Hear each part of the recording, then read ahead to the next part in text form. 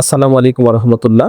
হোমিওপ্যাথির ভাষায় ফিস্টুলা মানে হচ্ছে আমাদের শরীরের ডিফেন্স মেকানিজমের একটা অংশ। ইমিউন সিস্টেম যখন কোনো ইনফেকশনকে পরিপূর্ণভাবে নির্মূল করতে না পেরে যখন একটি স্থায়ী ড্রেনেজ পথ বা একটা পথ তৈরি করে এবং সুড়ঙ্গের মতো তৈরি করে, যেটা দিয়ে অনবরত ডিসচার্জ হয়, এটাকে আসলে আমরা ফিস্টুলা বলি। আর সহজ ভাষায় যদি আপনি চিন্তা করেন, তাহলে ফিস্টুলা হচ্ছে একটা অ্যাবনর্মাল কমিউনিকেশন বা অস্বাভাবিক সংযোগকারী নালী। এটি দুটি এপিথেলিয়াল সারফেসকে যুক্ত করে, আপনি যদি চিন্তা করেন আর কি। মলদ্বারের ক্ষেত্রে এর একটি মুখ থাকে মলদ্বারের ভেতরে। এটা যদি আপনি একটা মলদ্বার চিন্তা করেন, তাহলে একটা মুখ থাকবে মলদ্বারের ভেতরে, যেটাকে আপনি ইন্টারনাল ওপেনিং বলতে পারেন। আর একটা অংশ মলদ্বারের পাশে বা চামড়ার পাশে থাকবে, এটাকে এক্সটার্নাল ওপেনিং বলতে পারে। অর্থাৎ এমন একটা নালী, ক্যানেল, পথ, সরু সুড়ঙ্গ, যেটা মলদ্বারের ভেতরে থাকবে এবং আরেকটা পথ মলদ্বারের বাইরে থাকবে। এই হচ্ছে মূল বিষয়। এখন এই যে ফিস্টুলাটা যে তৈরি হয়, এই ফিস্টুলা তৈরির প্রক্রিয়াটা কিন্তু ক্রিপ্টোগ্যানুলার ইনফেকশন থেকে কিন্তু মূলত শুরু হয় আর কি। তো এটা তিনটা ধাপে হতে পারে। প্রথমে হচ্ছে আপনার ইনফেকশন ডেভেলপ করে বা অবস্ট্রাকশন ডেভেলপ করতে পারে, তারপরে হচ্ছে অ্যাবসেস তৈরি হয়, তারপরে হচ্ছে ফিস্টুলার ট্র্যাক ক্রিয়েট হয়। তো এটাকে যদি আপনাকে বোঝাতে যাই, তাহলে বলতে হবে এভাবে যে মলদ্বারের ভিতরে থাকা অ্যানাল গ্ল্যান্ড, অর্থাৎ মলদ্বারের ভিতরে অ্যানাল গ্ল্যান্ড থাকে, অনেকগুলো গ্রন্থি থাকে। এই গ্রন্থিগুলো কোনো কারণে যদি, সেটা ব্যাকটেরিয়ার কারণে ইনফেক্টেড হতে পারে, অথবা কোষ্ঠকাঠিন্য বা আপনার মানে কোলনের কোনো রোগের কারণে এটা যদি বন্ধ হয়ে যায়, অর্থাৎ এই গ্রন্থিগুলা বন্ধ হয়ে গেলে এই সেখানে পুঁজ জমা শুরু হয় এবং তীব্র ব্যথাদায়ক ফোড়া, যেটাকে পেরিনিয়াল অ্যাবসেস বলা হয়, এটা তৈরি হয়।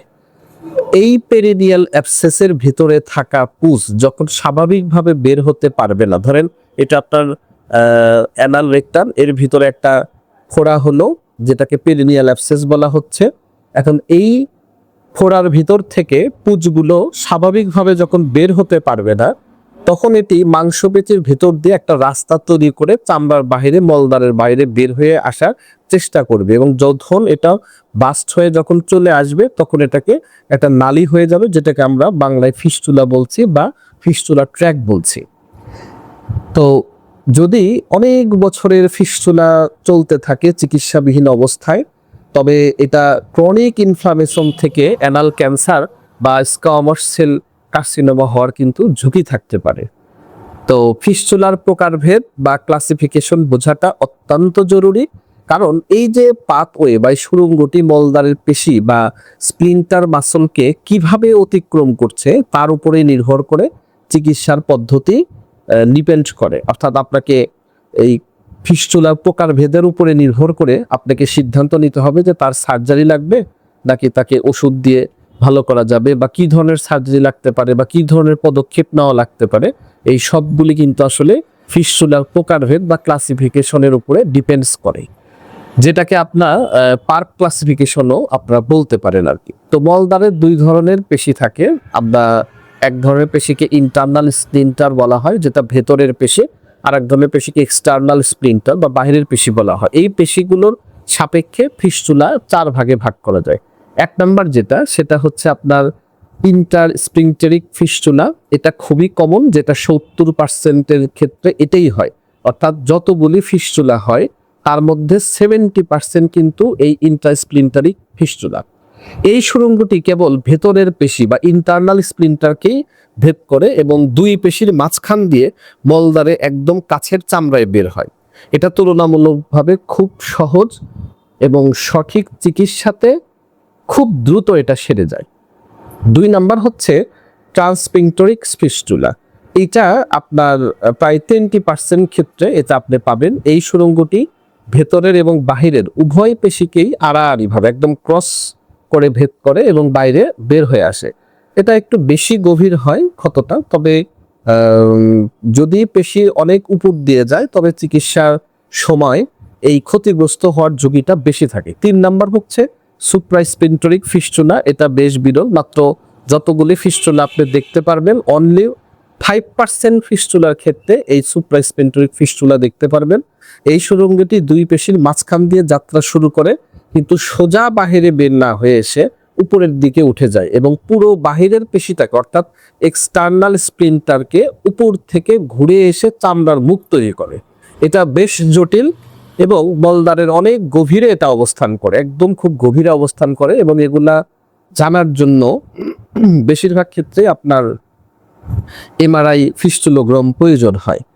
আর 4 নাম্বারটা হচ্ছে এক্সট্রা স্প্লিন্টরিক ফিস্টুলা। এটা সব থেকে বিরল এবং সব থেকে জটিল, এবং এটা খুব কম দেখা যায়। এই নালীটি মলদ্বারের পেশিগুলো কোনো তোয়াক্কাই করে না, এটা সরাসরি রেকটাম বা মলদ্বার থেকে শুরু হয়ে উপরের দিকে ঘুরে এসে চামড়ায় বের হয়। সাধারণত কারো যদি দীর্ঘমেয়াদী ক্রোস ডিজিজ থাকে বা অ্যাপেন্ডিসাইটিস বা অন্য কোনো ইনজুরির কারণে এগুলা তৈরি হয়। এই গেল হচ্ছে একটা প্রকার। আর একটা হচ্ছে আপনার ফিস্টুলাটা কত জটিল এইটার উপরে 2 প্রকার আর কি। একটা হচ্ছে সিম্পল ফিস্টুলা, যার মাত্র একটা নালী থাকে বা একটা সুড়ঙ্গ থাকে এবং তার কোনো শাখা নেই, অর্থাৎ একটাই সুড়ঙ্গ, একটাই নাম দে, এর কোনো শাখা পোশাখা থাকবে না, এইটাকে সিম্পল ফিস্টুলা বলবে। আর কমপ্লেক্স ফিস্টুলা কি বা জটিল ফিস্টুলা কি, যেটির একাধিক শাখা পোশাখা, অর্থাৎ একটা নালী, এই নালী থেকে অনেকগুলা শাখা পোশাখা বের হয়ে যাবে, এইটাকে কমপ্লেক্স ফিস্টুলা বলা হয় বা হর্ষ ফিস্টুলা নামেও ডাকা হয়। ফিস্টুলার অপারেশনকে ফিস্টুলেক্টমি বলা হয়। তো অনেক ক্ষেত্রে এটা জরুরি হতে পারে, তবে বেশিরভাগ ক্ষেত্রে প্রাথমিক অবস্থাতে আপনার সার্জারি ছাড়া এগুলাকে নিয়মকানুন মেনে ওষুধ খেলে এটা সুন্দরভাবে রিকভার করা যায়। মলদ্বারের এই ছোট্ট জায়গাগুলাতে, অর্থাৎ স্প্লিন্টারকে আমাদের মল নিয়ন্ত্রণের প্রধান পেশিগুলা অর্থাৎ স্প্লিন্টারিক মাসলগুলা অবস্থান করে এই সংবেদনশীল জায়গাটাতে। তো অপারেশনের কিন্তু অনেক ঝুঁকি থাকে, সার্জিক্যাল রিস্ক থাকে। অপারেশন মানেই কিন্তু শেষ কথা নয়। ফিস্টুলার ক্ষেত্রে ছুরি কাঁচি চালানোর আগে আপনাকে খুবই নিশ্চিত হতে হবে দক্ষ একজন সার্জনের কাছে আপনার যিনি মল নিয়ন্ত্রণের পেশিগুলোকে ক্ষতিগ্রস্ত করবেন না, এটা এনশিওর করে তারপরে আপনাকে সার্জারি করতে হবে, যেটা আমাদের দেশে খুব একটা কমন না, এটা অনেক কঠিন কাজ। অনেক ক্ষেত্রে দেখা যায় যে অপারেশনের পরে ফিস্টুলা তো সারেই না, উল্টো আরো অনেক জটিলতার তৈরি করতে পারে। সাধারণত প্রধান যে জটিলতা সেটা হচ্ছে ফেকাল ইনকন্টিনেন্স, অর্থাৎ মল নিয়ন্ত্রণের ক্ষমতা একদম হারিয়ে যায়। এটা সব থেকে বড় ঝুঁকি। অপারেশনের সময় যদি দুর্ঘটনাবশত মলদ্বারের পেশি বা যেটাকে আমরা স্প্লিন্টার বলছি, এটা যদি বেশি কাটা পড়ে যায়, তবে রোগী আজীবনের জন্য বায়ু বা মাল ধরে রাখার ক্ষমতা হারিয়ে ফেলতে পারে। এটা সবচাইতে বড় ঝুঁকি। আর একটা ঝুঁকি হচ্ছে ডিলেড হিলিং বা ক্ষত কিন্তু শুকাতে অনেক দেরি হয়।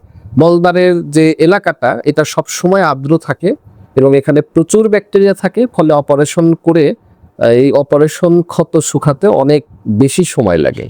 আর একটা হচ্ছে অনেক ব্লিডিং হতে পারে। মলদ্বারের আশেপাশে প্রচুর রক্তনালী থাকে, অপারেশনের সময় বা পরে এখান থেকে প্রচুর রক্তক্ষরণ হওয়ার ঝুঁকি থাকে, যেগুলো একটা ঝুঁকি আর কি।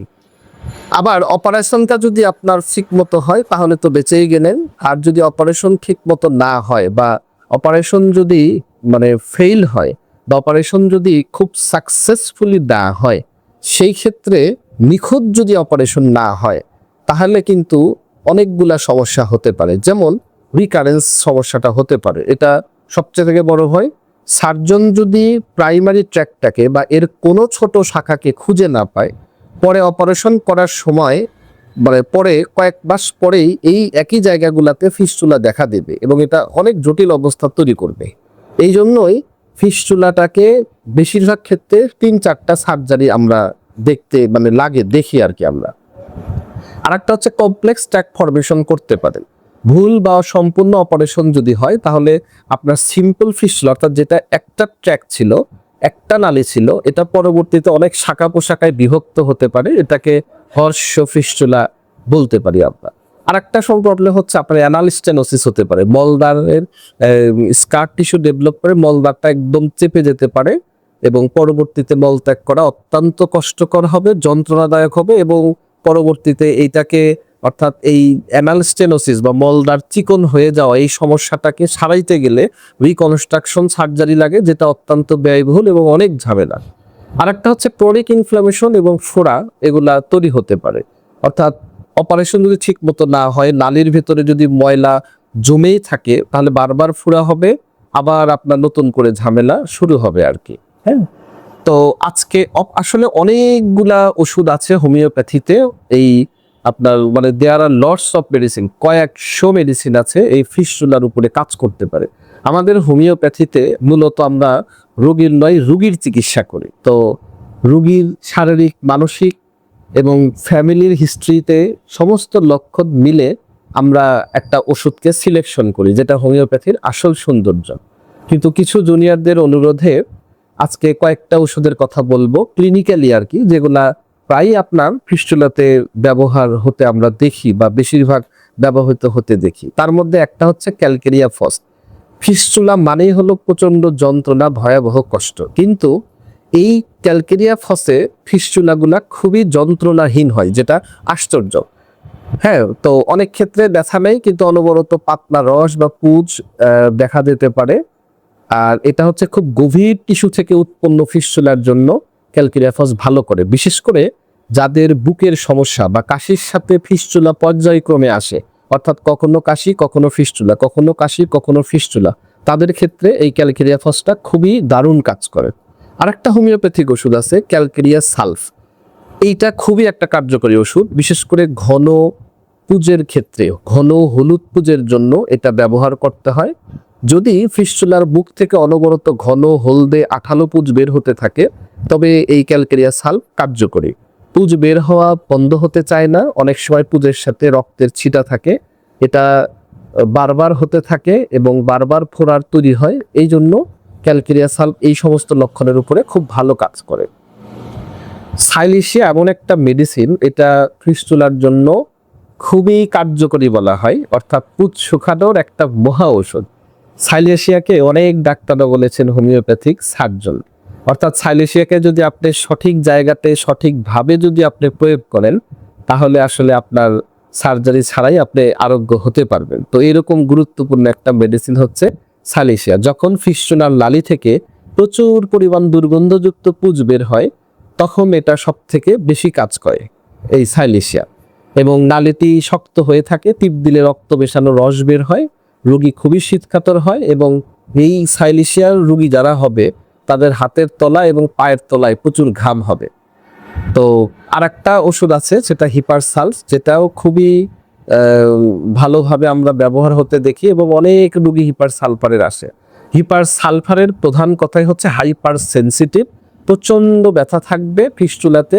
ফিস্টুলা এলাকাতে যদি প্রচন্ড ব্যথা থাকে, একটু ছোঁয়াও যায় না, টেন্ডারনেস থাকে, একদম হাইপার সেন্সিটিভ, ধরার আগেই রোগী খুব চিৎকার চেঁচামেচি দিয়ে ওঠে, তবে হিপার সালফ খুবই কার্যকরী এই ক্ষেত্রে আর কি।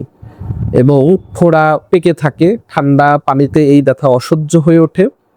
এবং হিপার সালফ আসলে মূলত পেরিনিয়াল অ্যাবসেসগুলাকে খুব দ্রুত ড্রেনেজ করতে পারে এবং খুব দ্রুত ইনফেকশনকে নিয়ন্ত্রণ করতে পারে। আমরা আরেকটা খুবই গুরুত্বপূর্ণ ওষুধ যেটা লাস্ট আলোচনা করতে চাই, সেটা হচ্ছে মাইরিস্টিকা, যেটাকে ন্যাচারাল ল্যান্সেট বা হোমিওপ্যাথিক ছুরি বলা হয়। যখন ফিস্টুলার নালীটি খুব গভীর হয় এবং অপারেশন ছাড়া গতি নেই বলে মনে হয়, তখন মাইরিস্টিকা একটা জাদু দেখাতে পারে।